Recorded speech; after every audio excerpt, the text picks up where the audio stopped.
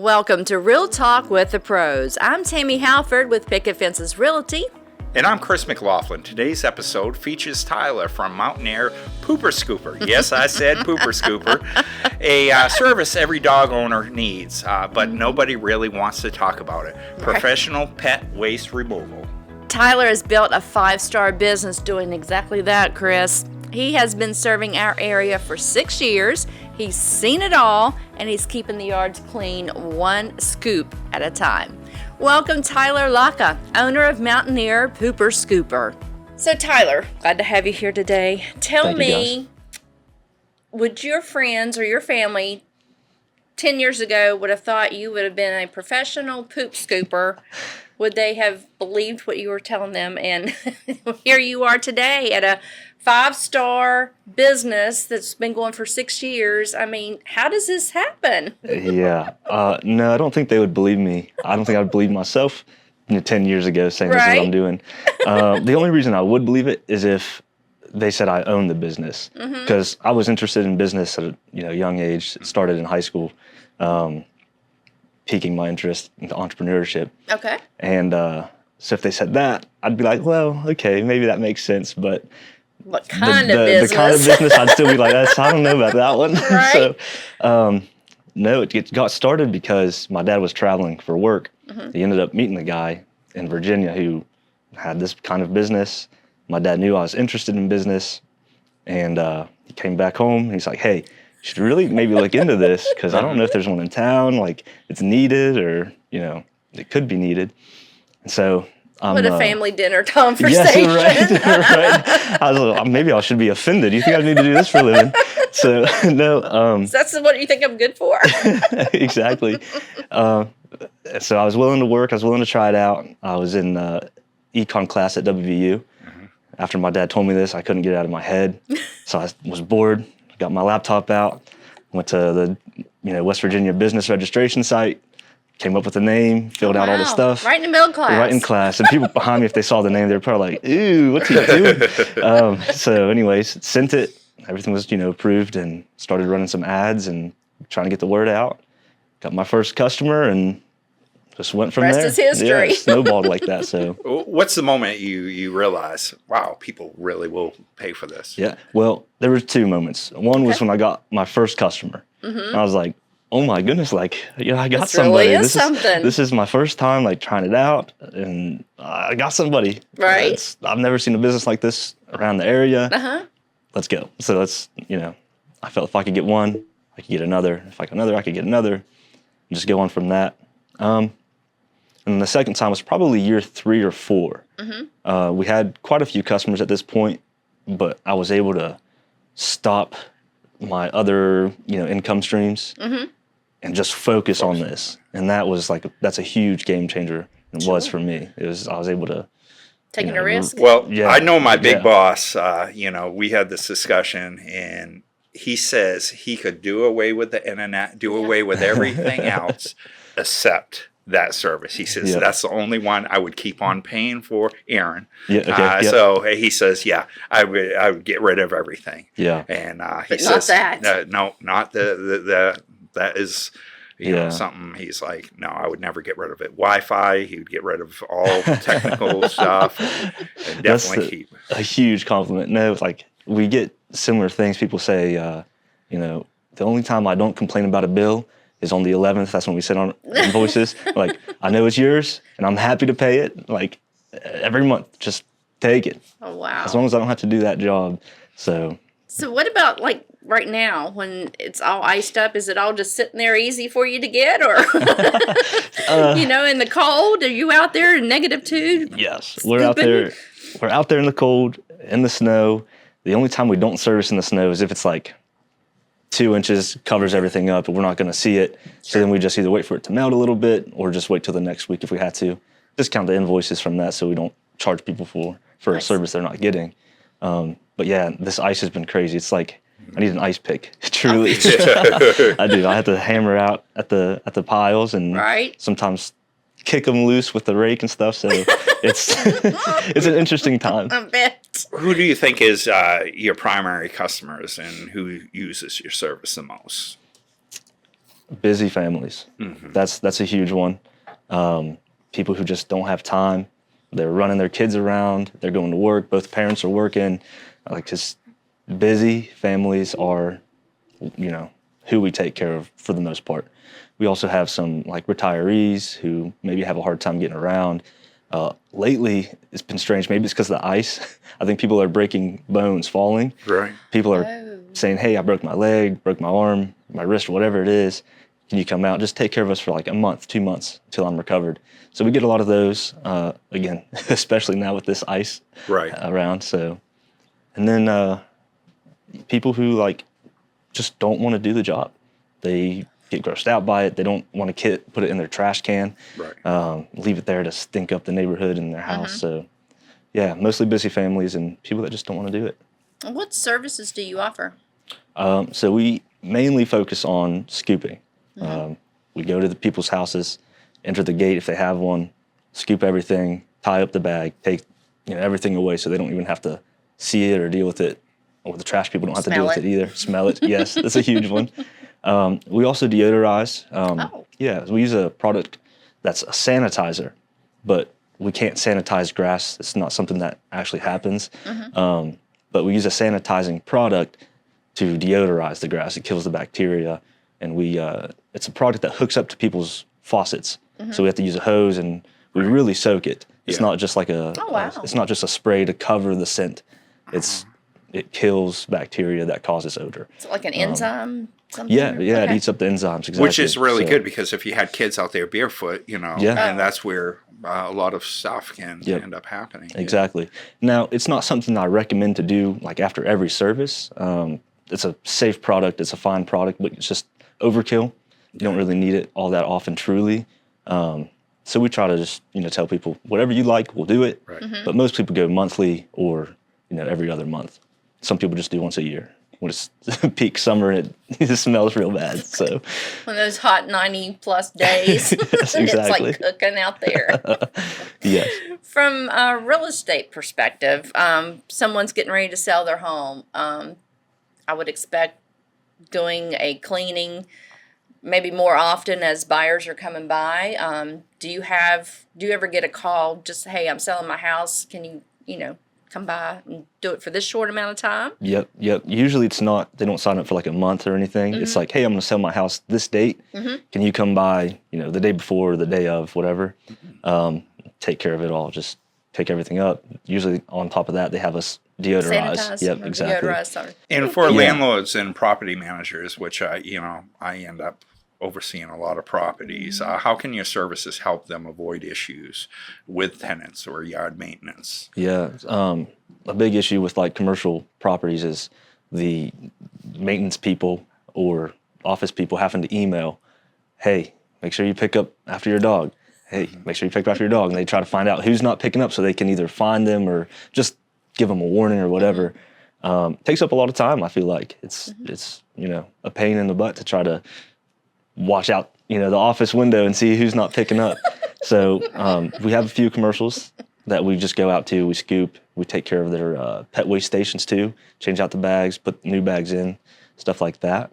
I think it's a great help for landlords and commercial, clients, just for sure. Just so their maintenance people can do maintenance. And the garbage people do garbage. We're in between, and we just take care of them. And definitely sending out all those letters. And I know very amounts of LLCs out by the airport that have had the issues, and they're more or less saying, we'll get rid of all pets now if we keep on having this issue. Yeah, which is sad, For sure. Absolutely. So I know we've made jokes, but what is the funniest thing that you have come across while you have done your job? I mean, there's got to be something. So we really don't find a lot of interesting things or funny things in the yard other than poop, which is funny enough. Right. But something funny that happens, we'll go to neighborhoods and say we're there when like kids get off the bus or, they're playing outside. They'll kind of look at us. I'm like, what are they doing? They're whispering among each other. And, we'll just keep doing our job. And then one of them eventually gets the courage and they say, what are you doing? And we'll say, scooping poop. And then after that, they're like laughing about it. And then they just It's so funny. Kids think it's hilarious. Yeah, But yeah. Have you ever had a dog who was not thrilled with having you there, and Yeah. how have you handled that situation? So we do one of two things. okay. We have the equipment with us. This is the most common thing we'll do. It's just our bucket and our rake. We'll just try to keep, our distance and make sure they're not going to be able to come bite me. Right. Um, I can imagine. and that tends to help. That they don't like the equipment anyway, so they kind of focus on that. Not as much me at that Right. point, which is nice. Which is good. Yes, and then usually I can kind of back my way out carefully. But we do jump some fences as well. Oh my goodness. So if there's been a few times dogs have been let out when we're there and they're not friendly to strangers. And so I know that they're not friendly and I just throw my equipment down and Jump the fence. jump the fence as quick as I can. Luckily, that doesn't happen too often. But it does Have happen. you been bit? I haven't, not yet. We'll knock on wood here because thank you very much. I appreciate it. We'll I do haven't. it for you. Yes. I've heard, we're friends with some companies in Pittsburgh, and I asked them, what do you do if you get bit, with the customers and with yourself? How do you take care of it? And they don't get bit that often either. They just say, usually we make it out in time, and if we have been bit, they, just Can't let clean it yourself- out, and they clean it out and take care of it. Or really, the bites do come from small dogs, like you said. These little nippy The- dogs. Yeah, the the ankle biters. Exactly. So, yeah. Except I had a home inspection yesterday. I was telling them before you got here, and the dogs. The one. I'm like, oh, they got it in a cage. I turned the corner. They had 3, and they just looked at me. And I'm like, oh, please, baby. And they started headbutting the door. I'm like, Oh no. oh, please. And they definitely wanted to eat me. So Goodness. I don't know. Little vicious things. Yeah, but like he said, the ankle biters. Yeah. It's the Chihuahuas. We'll blame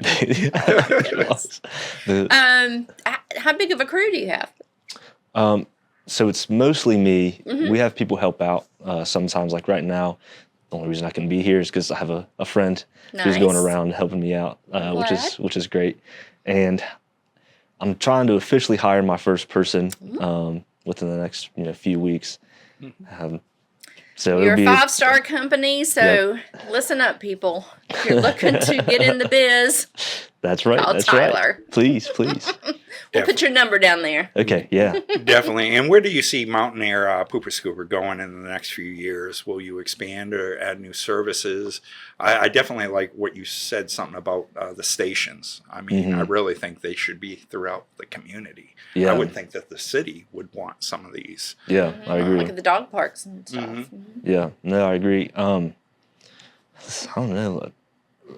Really, You're what I want adding to do. somebody, so that's a Yeah, step up. Yeah, I really would like to I want to still be in the field. I honestly like this job because I just drive around. It's like my office in my truck, Right. and then just pop in some headphones, listen to music, podcast, books, whatever. So I want to still be in the field, but I'd like to be a little less in the field and more doing things like this, talking to people, and maybe get some more commercial clients, get them taken care of because they have a problem with pet waste management. So kind of a pain. So I'd like to maybe start installing pet waste stations. That's not something we do currently, but we do offer this first time this is being announced. Ooh, You can breaking news! Yeah. Breaking news! We bought some pet waste stations that we own, and we're going to set them up on concrete buckets. We'll be able to drive those off to events. Somebody like Yeah. a pet shop. If they have a dog event and they're going to be outside, we'll drop that off, and they can just have people take care of it themselves, or they can have us stay on site and we scoop. Something that we did last year for Animal Friends with Bow Park in Morgantown. They had the dog day at the Marilla Pool, and so we set up and scooped, but we didn't have a pet waste station. We just scooped. So maybe we'll do a little bit of both. Have a pet waste station on one side. Somebody goes, they can take care of it themselves, or we'll be on site, like I said, to take care of it. In that campground on east side that has that pool, a lot of times they do a dog event, swimming. In the year. Yeah, at the end of the year. Yeah. Bridgeport does. Yeah, that'd be a great thing. So, yeah. I'm sure they haven't thought about that either. Now, I mentioned dog parks. Do you ever get called, or is that something you could reach out to go service dog parks? That's something we definitely would. I've talked to some other companies, not in town, but like you know, in Pittsburgh and places like that we're friends with, and they've tried, and they say it doesn't really work out because they pay their maintenance workers to go do it, and even if it's not being done by the maintenance workers, they don't care that much, or they just it's kind of on the back burner, which is unfortunate. And I've heard of a place that had a breakout of like parvo, and that's something if we were able to be there and kind of take care of it, they wouldn't have had to spend so much money returfing the whole entire place. It wasn't in town, but still. So that's a good point. Especially when they have the concerts over there too, because a lot of people are bringing their animals and stuff like that. Yeah, absolutely. So what is one thing you wish dog owners would? I know you pretty much do it all. What would you recommend for dog owners to do with their pets when it comes to what you do? I mean, I know some people take little baggies as they walk their dog, and but for just a homeowner, is there any recommendations you have for them when it comes to what you do? Pooping, scooping, pooping. My recommendation is just have a maintenance plan. Try out different equipment, see what works best for you. They have the scoopers that have the claws, or what we use is like a bucket and a rake. Try different things out and know your options. Know you have, a company like me, you have the different equipment. But the main thing is it really just has to be done. Like it's gross. It's not good for, curb appeal even. It's not good for your neighbors having to smell it, or you. And the biggest concern for me is if you have a yard that's full of poop, and dogs are out there walking on it, your kids are out there walking on it, you're out there walking, it's on your shoes, you bring it inside, it's on the dog's paws, they bring it inside.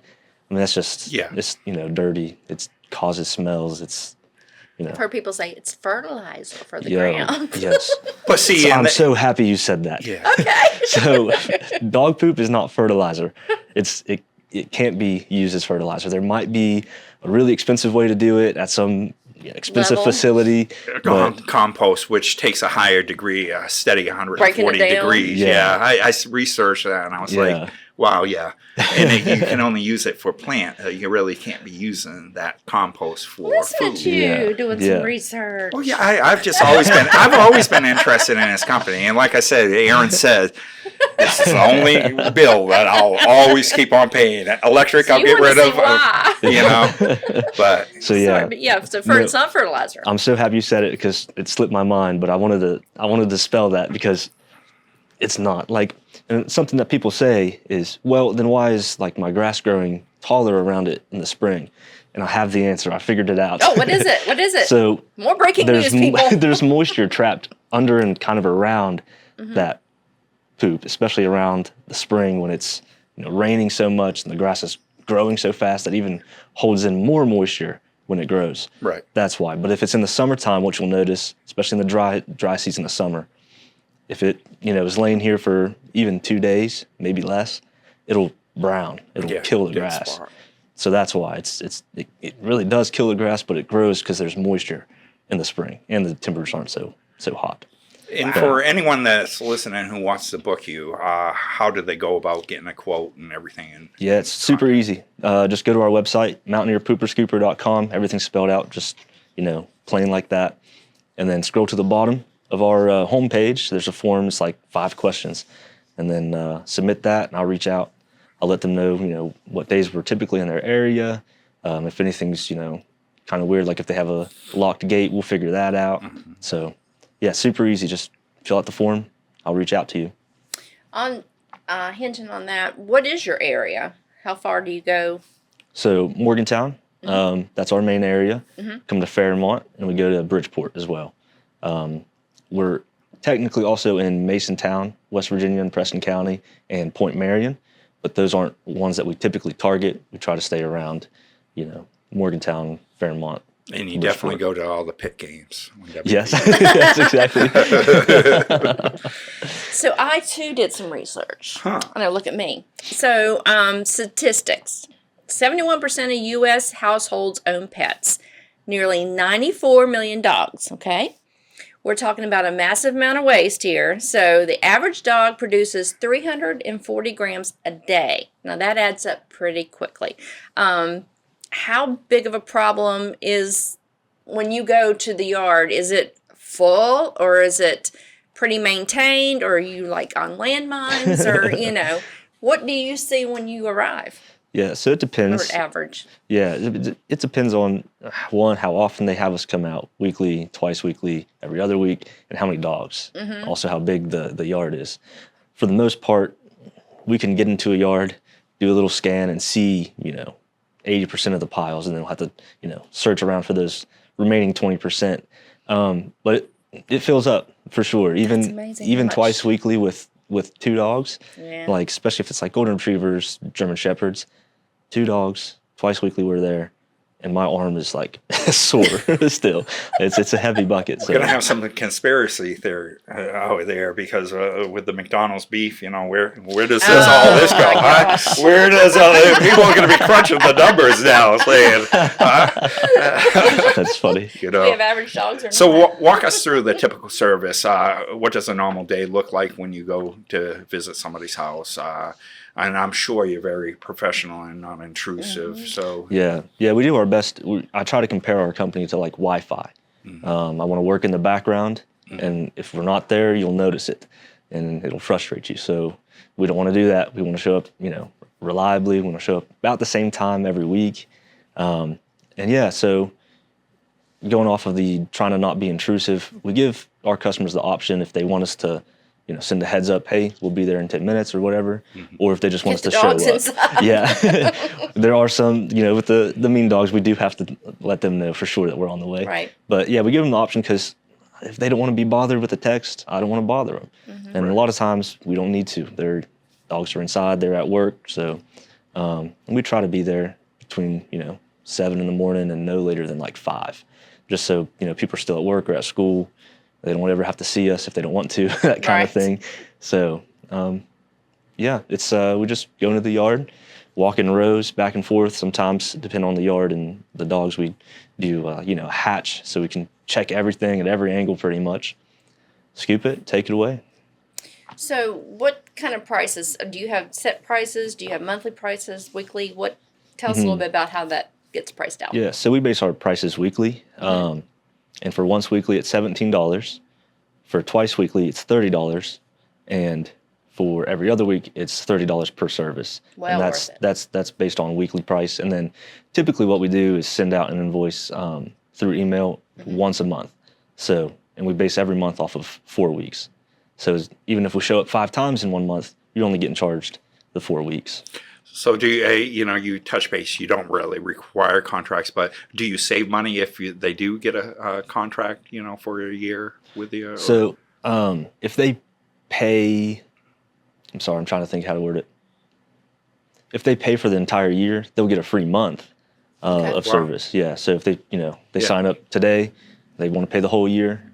12 for the price of 11. Yep, exactly. So, but otherwise it's just, once weekly, 17 and et cetera. Don't really offer. Did you ever think about doing 6 months and get the 7th month free? Or Oh, 6, brother. 7? Huh? I didn't see that coming at all. That was good. Really That drive was the so parents sick. crazy. What are you doing? 6, 7. When the kids getting off the bus. I'll tell you, we'll run that. We'll run that. Yes, today. I say. I'm telling you, How we'll hilarious. run an ad saying, Do most of 6, your 7. customers, moving on, do they do the yearly, bi-weekly, monthly?